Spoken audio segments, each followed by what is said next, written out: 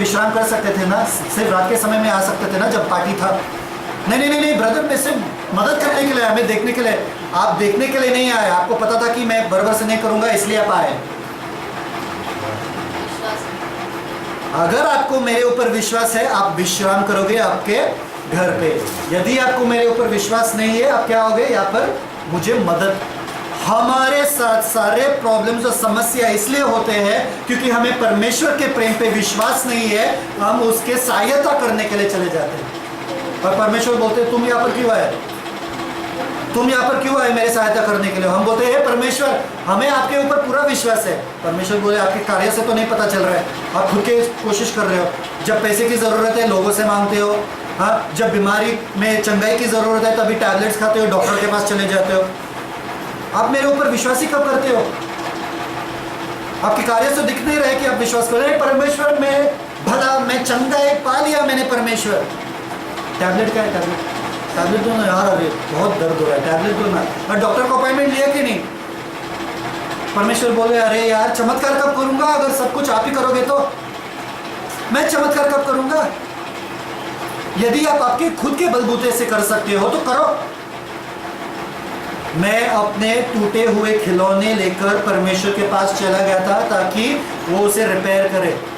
बार बार मैं इतना इम्पेशेंट होने लगा, मैं व्याकुल होने लगा कि परमेश्वर इतना टाइम क्यों लगा रहे। बार बार मैं अपना खिलौना वापस से खींचकर हे परमेश्वर तुम्हें कुछ नहीं पता है, फिर वापस से मैं ट्राई करता था, वापस से परमेश्वर करो ना करो।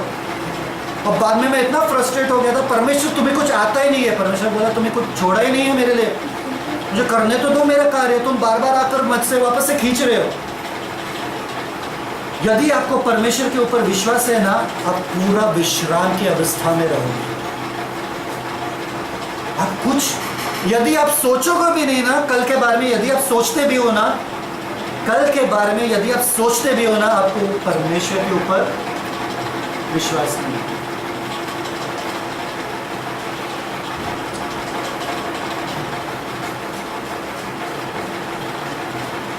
समझ में आया, समझ में आया। हे परमेश्वर ये कैसा होगा, कैसा होना वो आपका आउटलुक नहीं, आपको देखने की जरूरत नहीं है। परमेश्वर ने बोला होगा मतलब होगा। हे परमेश्वर ये कैसा होगा, कहाँ से पैसा आएगा, कहाँ से ये होगा, कहाँ से वो होगा, वो आपका लुकआउट नहीं है। परमेश्वर ने बोला आप विश्राम करो। देखो बाइबल में लिखा है, देखो सो हम उस विश्राम में प्रवेश करने का प्रयत्न करें, ऐसा ना हो कि कोई जन उनकी नई आज्ञा न मानकर गिर पड़े।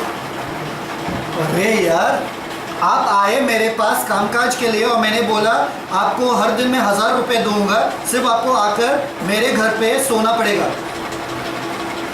आप बोल रहे क्या है, नहीं नहीं ये नहीं हो सकता है, कुछ तो गड़बड़ है। मैं बोला नहीं, हर दिन मैं आपको पैसे भी दूंगा, 1000 रुपये दूंगा हर दिन, आपको सिर्फ मेरे घर पे आकर सोना पड़ेगा बस। आप सोओगे ना, आप नहीं सो जाओ, नहीं आप सोओगे नहीं, आप ऐसे ऐसे करोगे, नहीं मुझे काम कर रहे नहीं, आप सो जाओ बस। सो पाएगा कोई नहीं। अब बोले नहीं बोलो कुछ झाड़ू पोछा कुछ तो करूँ मैं, कुछ तो नहीं, आप सिर्फ बेड के ऊपर रहो और सो जाओ।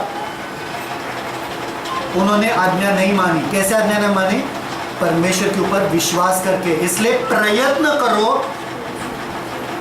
करो ताकि तुम विश्राम करो।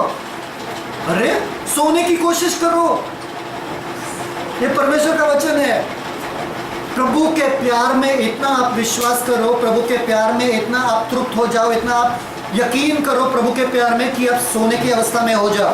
बस बैठो प्रभु में। यू आर, आप परमेश्वर में, इफिसियंस में क्या लिखा है, आप स्वर्गीय स्थानों पर किधर क्या कर रहे हो, चल रहे हो, काम कर रहे हो, ठक ठक ठक ठक ठक ठक काम काज कर रहे हो वहां पे।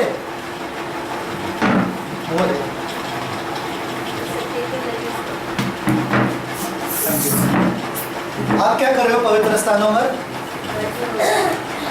क्या कर रहे हो पवित्र स्थानों में। हम लोगों को काम करने का इतना ये हो गया है ना कि पवित्र प्रभु कुछ काम करे, कुछ नहीं करे, कुछ बैठो प्रभु कुछ तो प्रभु कुछ तो, वो क्लाउड थोड़ा हिला हुआ है, थोड़ा तो हमें थोड़ा ठीक करे, नहीं प्रभु बैठो। थप्पड़ मार के बैठाना पड़ेगा हमको। एक डूबते हुए आदमी को कैसे बचाओगे आप, पहले उसको डूबने दो, फिर उसको बचाओ, वरना वो आपको भी लेके डूबेगा। ठाट करके आपको भी 2-3 थप्पड़ मारेगा, दोनों डूब जाएंगे साथ में। पहले उसको डूबने दो, फिर आप उसको जाके बचाओ, या जाकर उसको थप्पड़ मारो, उसको बेहोश कर दो, फिर उसको लेकर आओ, वरना आपको लेके डूबेगा वो। हम इतना कार्य करने की इसमें है, इतना कार्य करना चाहते हैं कि हम बैठने के, प्रभु कुछ तो करना पड़ेगा। प्रभु बोले नहीं, बैठो, मैंने सब कुछ कर दिया यार, आपको समझ में नहीं आ रहा है? प्रयत्न करो कि आप विश्राम करो, सोने की कोशिश करो, बैठने की कोशिश करो, आराम। टेंशन अगर आप लेते हो तो आप विश्राम की अवस्था में नहीं हो। इसका क्या होगा, उसका क्या होगा, कौन ये आएगा, कौन वो आएगा, ये कैसा होगा, वो कैसे होगा, मतलब आप विश्राम नहीं करो। यीशु मसीह ने क्रूस के ऊपर अपना जान दिया और आखिरी शब्द क्या बोला? खत्म हो गया, जो कुछ करना था मैंने कर दिया। और आपको क्या किया? उसी समय में जैसे वो पुनरुत्थान हो गया उनका, आपको स्वर्गीय स्थानों पर बिठा दिया। अभी आप विश्राम। आपको पता है आपका पूरा जो, जब आप बैठते हो, आपका पूरा जो बदन, बॉडी वेट है कहाँ पर रहता है? पैरों के ऊपर रहता है। जब आप चलते हो आपका पूरा वेट पैरों के ऊपर रहता है, आप थक जाते हो। बैठे बैठे कोई थकता है? और हो सकता है पर थकेगा नहीं कोई। हम यीशु मसीह में थकते क्यों है? क्योंकि हम चल रहे हैं। कौन बोल रहा है चलने के लिए? बैठने के लिए बोल रहा है यीशु मसीह में। चल क्यों रहे हो? क्या कर रहे हैं हम, क्या पता? क्या टेंशन ले रहे? किस चीज़ का टेंशन ले रहे? यीशु मसीह ने कहा कल की चिंता मत करो, चिड़ियों को मैं खिला रहा हूँ हर दिन। यार तुम तो मेरे अपने बच्चे हैं यार, कल की चिंता मत करो। फिर भी कल क्या होगा, अरे कल कैसा होगा, कल, अरे चूजों के जैसे हम बिहेव कर रहे हैं जब हम चील रहे।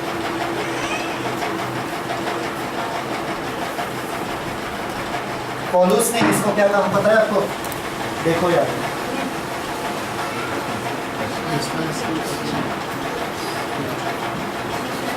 फर्स्ट तिमोथी 6:12 पौलुस ने इसे क्या कहा? विश्वास की अच्छी पुष्टि।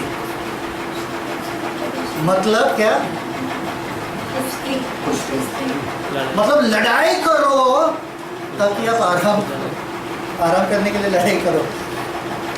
किससे? अपने खुद से। क्योंकि हमें सिखाया गया कि परिश्रम करने से, मेहनत करने से आप जिंदगी में आगे बढ़ोगे। अरे किधर बढ़ना है? बैठना है भाई, बढ़ना किधर है?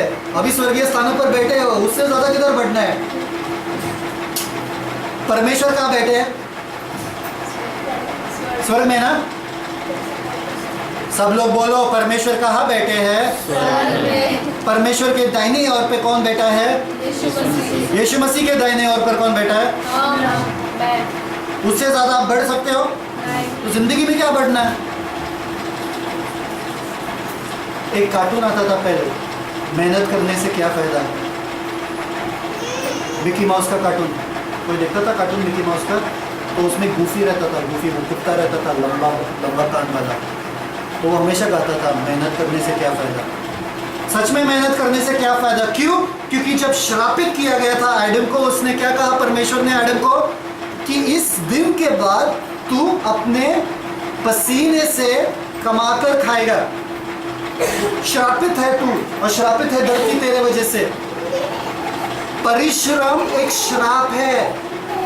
गौर से सुनो, परिश्रम एक श्राप है, आराम एक आशीष है। आराम एक, इसका मतलब नहीं है कि घर जाके पूरा सो जाओ, कल से काम पे नहीं जाना है।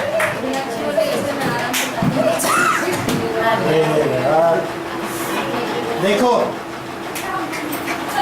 विश्वास मुझे परमेश्वर के प्रेम पे है, इसलिए मैं विश्राम के अवस्था में रहूंगा। क्यों? क्योंकि मुझे यकीन है मेरा बनाने वाला कभी सोता नहीं है, हमेशा जागता है। मेरा रखवाला वो है, मेरा ख्याल रखने वाला वो है, मेरा चिंता करने वाला वो है। मैं चैन की नींद सोऊंगा। बाइबल में लिखा है परमेश्वर अपने बच्चों को चैन की नींद सुलाता है, राइट? वो चैन की नींद नहीं, चैन की नींद, अच्छी नींद सुलाता है। और हम रात के समय में भी सोचते हैं अरे यार कल सुबह उठ के ये करना है, वो करना है। रात के समय सोते भी हम यही सोचते हैं कल क्या करना है। शीत सो के क्या फायदा, फिर उठो ही ना। जो कल करना था करे, कल करे सो, आज करे सो, फिर सो ही मत। ये है असली अनंत जीवन। विश्राम का जीवन यीशु मसीह आपको देने के लिए आए हैं। कर्ज कैसे चुकाना है, कोई बता सकता है? कर्ज कैसे चुकाना है? बैठ के कैसे चुकाना है? बैठ के परमेश्वर चुकाएगा। ब्रदर मैं क्या काम करूं, कहाँ जाओ, क्या ये करूं, क्या? बैठो, बस बैठो, परमेश्वर चुका देगा। मालूम है आपको बहुत आलसी बना रहा हूं मैं, पर यही वचन है। आगे देखो, रीड। मसीह के उस प्रेम को जो जान सको, जो ज्ञान से परे है, कि तुम परमेश्वर की सारी भरपूरी तक परिपूर्ण हो जाओ। वापस से पढ़ो। मसीह के उस प्रेम को जान सको जो ज्ञान से परे बस। है। ये जीवन हम कैसे जिएंगे? परमेश्वर के प्रेम के बारे में जानकर नहीं, परमेश्वर को जानकर, क्योंकि ये ज्ञान से परे है। हम सबके पास ज्ञान है, इसलिए हम ये विश्राम का जीवन नहीं जी रहे।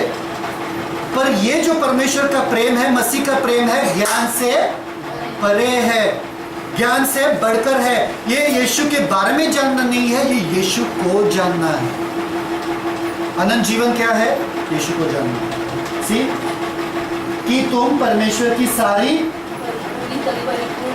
वापस से पढ़ो, क्योंकि तुम सारी परमेश्वर की सारी भरपूरी तक परिपूर्ण हो जाओ। वापस से, कि तुम परमेश्वर की सारी भरपूरी तक परिपूर्ण हो जाओ। किसी को समझ में आया? किसी मुझे समझ में आया? वापस से पढ़ो जोर से। कि तुम परमेश्वर की सारी भरपूरी तक परिपूर्ण हो जाओ। कि तुम परमेश्वर के, सारी भरपूरी तक परिपूर्ण। आपको पता है परमेश्वर की भरपूरी क्या होता है? हाथ ऊपर करो, हाथ ऊपर करो, ये हाथ ऊपर करो, नीचे करो। परमेश्वर की भरपूरी, मनुष्य की भरपूरी नहीं, परमेश्वर की भरपूरी।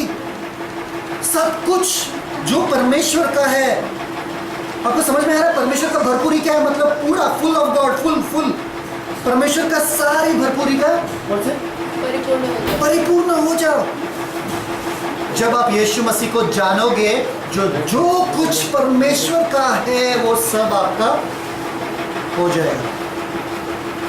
आपको बीमारी के बारे में सोचना नहीं पड़ेगा, गरीबी के बारे में सोचना, पैसे के बारे में सोचना, सब कुछ होता रहेगा। चमत्कार पे चमत्कार आपके लिए होता रहेगा। आगे रीड जॉन 17।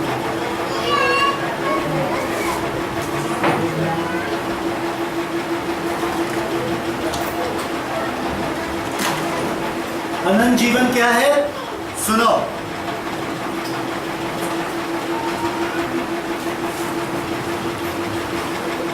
और अनंत जीवन यह है कि वे तुझे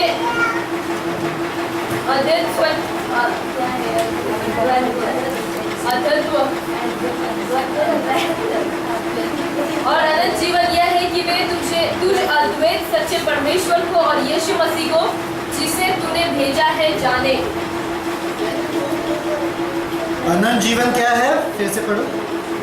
कि तू, और अनंत जीवन यह है कि वे तुझ अद्वैत सच्चे परमेश्वर को और यीशु मसीह को। अनंत जीवन ये है कि तू परमेश्वर और तू उसके पुत्र को जाने, यीशु मसीह को जाने, ये अनंत जीवन है। Read 1 John 5:20।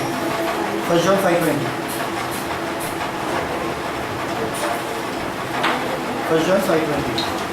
ये भी देखो।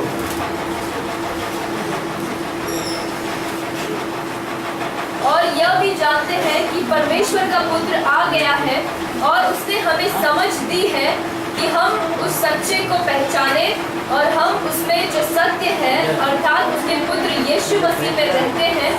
सच्चा परमेश्वर और अनंत जीवन यही है। अनंत जीवन यही है कि तुम परमेश्वर को पहचाने और उसके पुत्र को जाने, उसके बारे में नहीं, उसको जाने, और आपको ये बहुतायी का जीवन प्राप्त होगा। सीधे से परमेश्वर ने कितने दिन लगाए? कितने दिन लगा है कार्य करने के लिए? हाँ? दुनिया कितने दिन में बनाया परमेश्वर ने? 6 दिन। सच में? 7वें दिन पे क्या कर रहे थे? औरत को कब बनाया?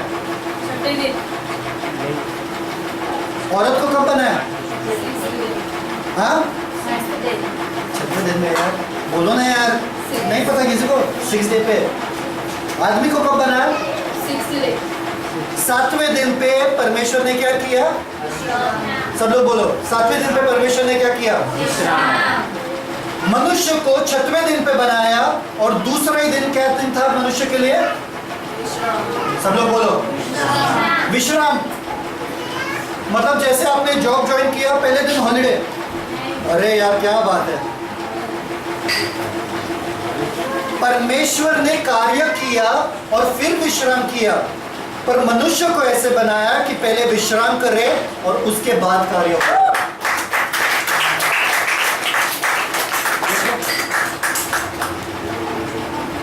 पहला दिन ही आराम, वो छोड़ो, वो बीच का सेब वगैरह छोड़ो और सांप भी छोड़ो।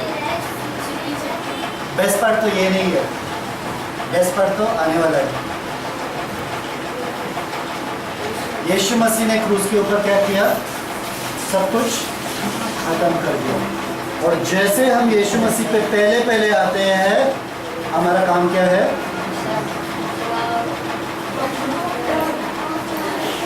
जैसे आप परमेश्वर यीशु मसीह को अपनाते हैं, पहले चीज आपको क्या करना है? आराम से बैठना। जैसे आदम और हवा आराम से बैठ के पहले ही दिन पे, हमारा क्या है? आराम से बैठना है। इसमें यीशु मसीह में, क्योंकि सारे कार्य जो होना था वो यीशु मसीह ने खत्म किया। आपका काम क्या है? यीशु मसीह में आकर विश्राम। ये विश्राम का जो टॉपिक है ना, बहुत बढ़िया टॉपिक है और बहुत बड़ा टॉपिक है। कभी हम इसके बारे में गौर से सुनेंगे, देखेंगे और पूरे बाइबल में ढूंढेंगे ना, ब्यूटीफुल टॉपिक है। और हम जानेंगे कि कितना विश्राम इंपॉर्टेंट है हमारे जीवन में। आपको पता है ये बंदा कौन है? कोई बता सकता है? कौन है? अरे कंप्यूटर माइक्रोसॉफ्ट कौन यूज करता है? कंप्यूटर यूज करते हैं ना। ये बंदा दुनिया का सबसे अमीर बंदा है, सबसे अमीर बंदा है। ये कंप्यूटर बनाता है, कंप्यूटर के सॉफ्टवेयर बनाता है। हाँ, सबसे अमीर आदमी। ये एक बार होटल में गया खाना खाने के लिए, होटल में गया, सबसे अमीर आदमी खाना खाने के लिए गया, और उसने टिप छोड़ा पीछे $5 का, ₹5 का, चलो ₹5 का दो, ₹5 का टिप छोड़ा। और वेटर आ गया उसके पास और ₹5 टिप देखा और बाद में पूछा उसको कि तुम दुनिया के इतने बड़े आदमी हो, इतने अमीर आदमी हो, और तुमने सिर्फ ₹5 का टिप छोड़ा। उसने बोला, वेटर ने बोला कि जब तुम्हारे बेटी जो थी, जब वो आई थी यहाँ पे, उसने तो $500 500 का टिप छोड़ा था यहाँ पर। इतने तुम्हारे बेटी ने छोड़ा और तुम इतना चिंदी, मतलब ₹5 ही छोड़ रहे हो मेरे लिए। उसने बोला, मेरा जो पिता थे वो गरीब थे, और मेरे जो बेटी का पिता है वो गरीब थी। समझ में आया? मेरे जो पिता थे वो गरीब थे, इसलिए मैं $5 छोड़ रहा हूँ मेरे पिता के हैसियत से, पर मेरी बेटी का जो पिता है वो सबसे बड़ा आदमी है, इसलिए वो ₹500 छोड़ सकती है। यीशु मसीह हमारे लिए गरीब बना, एक मिस्त्री कारपेंटर का बेटा बना, वो गरीब बना ताकि हम अमीर बने। वो जिंदगी हमें नहीं जीना है जो यीशु मसीह ने जिया था। वो एकदम गरीब, ऐसा लग रहा था कि यीशु मसीह के पास पैसे नहीं है। ऐसा जिंदगी जीना है क्योंकि हमारा पिता जो है अभी वो परमेश्वर पिता है, और वो दुनिया का मालिक है, सारे खजानों का मालिक होकर चंद सिक्कों में बेचा गया है। हमारे पिता जो है अमीर है। हमारा जीवन कैसा होना चाहिए?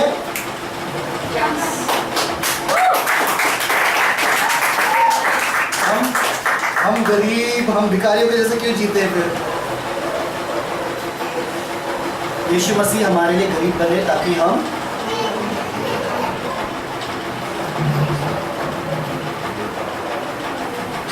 बाइबल का बस है। कब आप जान सकते हो परमेश्वर को? जब आप खामोश हो जाओ, खामोश, और जानो कि वो परमेश्वर। जब तक आप खामोश नहीं होते हैं, कुछ जन इतना बात करते हैं, इतना, अरे बस करो, बातें करना बंद करो। प्रेयर कैसे करते? हे पिता परमेश्वर, हम तुम्हारे चरणों में आ गए, ये करने के लिए, वो करने के लिए, ये करो मेरे लिए, वो करो, ये इन जीसस नेम आमेन। यीशु मसीह के नाम में आमेन। अरे परमेश्वर बोले मुझे बात तो कर दे दो। आप दो जन जब भी करते हो, रहते हो एक दूसरे के सामने, दो जन बात करते हैं, राइट? या एक ही बंदा बात करते रहता है, दूसरा बैठा रहता है? नहीं ना? वो बोलेगा अरे कितना बात करता है, मुझे भी बात करने दो। ऐसा रिश्ता कायम नहीं होता है। पर जब परमेश्वर के सानिध्य में जाते हैं, परमेश्वर पिता तुम्हारे चरणों में आ गए, यीशु मसीह के नाम में आमेन, वापस चले गए। अरे परमेश्वर, अरे अरे रुको, मेरी बात तो करने दो। हम एक दूसरे को तभी पहचानते हैं जब हमारे बीच में एक कम्युनिकेशन होता है। दो जनों का बात करना जरूरी होता है। हम ही बात करते रहते, परमेश्वर हमसे बात ही नहीं करते, हम टाइम ही नहीं देते। इसलिए चुप हो जाओ और जानो कि मैं ही परमेश्वर हूँ। अरे जानो मुझे, चुप तो हो जाओ, अरे मुझे बात तो करने दो। और जब आप जानोगे कि परमेश्वर कौन है, दूसरा दानियेल 11:32, जो अपने परमेश्वर को जानते हैं वो हिया बांधकर बड़े काम करेंगे। यदि आप चुप हो जाओ, आप जानोगे परमेश्वर को, आप बड़े बड़े काम करोगे। ये वचन है, तो आपको अभी चुप बैठना सीखना चाहिए। आखिर में फांसी। आपको पता है कि परमेश्वर का प्रेम कैसा है हमारे लिए?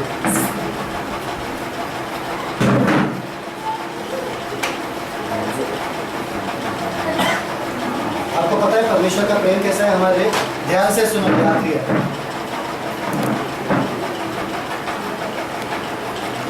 मैं कुछ एक कहानी बताने वाला जो ऐसा लगेगा कि जैसा मेरा खुद का कहानी है। एक बार मैं लड़ाई कर रहा था अपने दोस्त के साथ, हाथापाई हो गई। हाथापाई में ऐसा हुआ कि उसका खून हो गया मेरे हाथों से और वो मर गया। यही शर्ट पहना था मैं, ये शर्ट पहन के मैं उस समय पे था, मेरे हाथों से उसका खून हो गया। मैं डर गया था कि पुलिस मेरे पीछे पड़ा हुआ है। मैं उस स्थान से निकलकर भाग गया था। मैं उस स्थान से निकलकर भाग गया था क्योंकि मैं डर गया था कि पुलिस मुझे पकड़ेगी और मुझे पता था कि मेरे हाथों से खून हुआ। डर के मारे रात के अंधेरे में मैं खटखटाता रहा दूसरे के दरवाजे पे। कोई दरवाजा खोलने के लिए तैयार नहीं था, कोई दरवाजा खोलने के लिए तैयार नहीं था। फाइनली एक छोटे से कमरे में पे चला गया और उस दरवाजे को इतना खटखटा रहा था क्योंकि मैं डर रहा था, मैं व्याकुल हो रहा था, मैं शराब के नशे में धुत था। मुझे पता नहीं था कि मैं क्या कर रहा हूँ, मुझे बिल्कुल पता नहीं था कि मैं क्या कर रहा हूँ, क्योंकि मेरे खुद का दोस्त का खून मैंने किया, खुद का दोस्त का खून मैंने किया ये शर्ट पहन के। एक बंदे ने खोला और वो ख्रिस्ती था, वो यीशु मसीह को जानता था, यीशु मसीह को पहचानता था। मैंने उसके सामने गिड़गिड़ाकर यही बोला था, हे भाई मुझे प्लीज प्लीज बचा लो, मुझे छुपने की स्थान दो, पुलिस मेरे पीछे पड़ी है, मुझसे गलती हो गई, मैं शराब के नशे में धुत हूँ, मेरे से गलती होगी कि मैंने अपने खुद के दोस्त का खून किया। वो भाई ने से मुझे उठाया, वो भाई ने से मुझे उठाया और मुझे बोला एक ही चीज,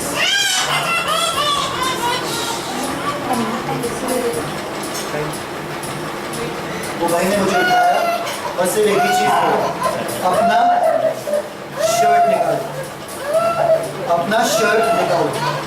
मैंने अपना शर्ट झट से निकाला और उस भाई ने वो शर्ट लिया और अपना खुद का शर्ट मुझे दे दिया, खुद का शर्ट मुझे दे दिया और ये शर्ट उन्होंने पहन लिया और एक ही चीज जाते हुए कहा उन्होंने कि ये अब से तुम्हारा घर होगा, इस घर में रहो और ये शर्ट के ऊपर कभी भी दाग मत लगने देना, कभी भी दाग मत लगने देना। और वो रात के अंधेरे में भागने लगा और पुलिस ने उसको पकड़ा, पुलिस ने उसको पकड़ा क्योंकि ये खून भरा शर्ट वो बंदे के पास था, ये खून भरा शर्ट उस बंदे के पास था। तो पुलिस ने उसको पकड़ा और जेल में डाल दिया था। मैं उसके घर में इस नए शर्ट में बैठा था। वो बोला कि मैंने बहुत बड़ी गलती की, मुझसे अनर्थ हो गया, मैंने बहुत बड़ी गलती की, मेरे वजह से उस धार्मिक आदमी का बहुत बुरा व्यवहार होने वाला है, वो जेल में होने वाला है, वो जेल में बैठने वाला है। फिर मुझे पता चला कि उसको फांसी लगने वाली थी। उस ख्रिस्ती ने ये शर्ट पहन के मेरा जगह लिया और मैं उसका शर्ट देकर मुझे बचा लिया। उसने सिर्फ बोला इस शर्ट के ऊपर दाग मत लगने देना। आखिरी में मुझे पता चला कि उसका फांसी हो गया, मेरे स्थान पे वो मर। मेरा इल्जाम उसने अपने खुद के सर पे लिया। मेरे जगह पर जाकर मुझे मरना था, वो मर गए ताकि मैं वो बनूं जो वो बने हुए थे। उसका घर मेरा घर हो गया, उसका शर्ट मेरा शर्ट हो गया, उसका पूरा जो आइडेंटिटी है वो मेरा हो गया, और मेरा जो गंदगी है उसने खुद पे लेके वो मेरे लिए मर गया। ऐसे ही परमेश्वर का प्रेम, जब हम गुनहगार थे, परंतु परमेश्वर हम पे अपने प्रेम की भलाई इस रीति से प्रकट की, इस रीति से प्रकट किया कि जब हम पापी ही थे तभी मसीह हमारे लिए मरे। जब हम पापी थे तभी मसीह हमारे लिए मरे। हमारा शर्ट लेकर मसीह ने अपना शर्ट आपको से आराम करना।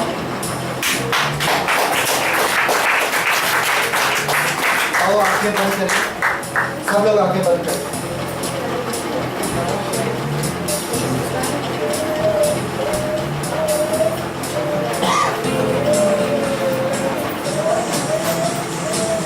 सब लोग आंखें बंद करें, कोई भी आंखें नहीं खोले। और आज जो हमने सीखा है कि सच में परमेश्वर का प्रेम अनोखा है, कि हमारे लिए हमारे स्थान ले लिया, हमारे लिए अपना जान दे दिया। ऐसा प्रेम उसने किया हमसे ताकि हम आराम करें, हम विश्राम का जीवन जिए। इसलिए सारा दुख दर्द सह लिया उसकी, कोड़े का के क्रूस उठाया यीशु ने ताकि हम आसमानी स्थानों पर बैठे रहें। आओ हम परमेश्वर को कहेंगे कि इस दिन के बाद परमेश्वर, इस दिन के बाद हम विश्राम की अवस्था में ही रहेंगे, क्योंकि हमें पूरा विश्वास है कि सब कुछ आपने संभाला हुआ है, हमारा जीवन भी आपने ही संभाला हुआ है, निखारा हुआ है, सब कुछ आप ही करेंगे। हम सिर्फ केवल आप में विश्राम करेंगे, चिंता नहीं करेंगे कल के बारे में, डरेंगे नहीं कल के बारे में, पर आपके ऊपर सब कुछ छोड़कर, आपके ऊपर निर्भर होकर आपके प्रेम में बस मग्न हो जाएंगे।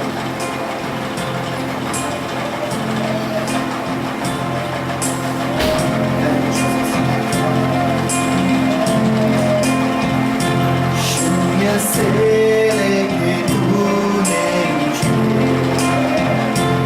रच लिया अपने ही रूप में, प्रेम किया है अनंत प्रेम से,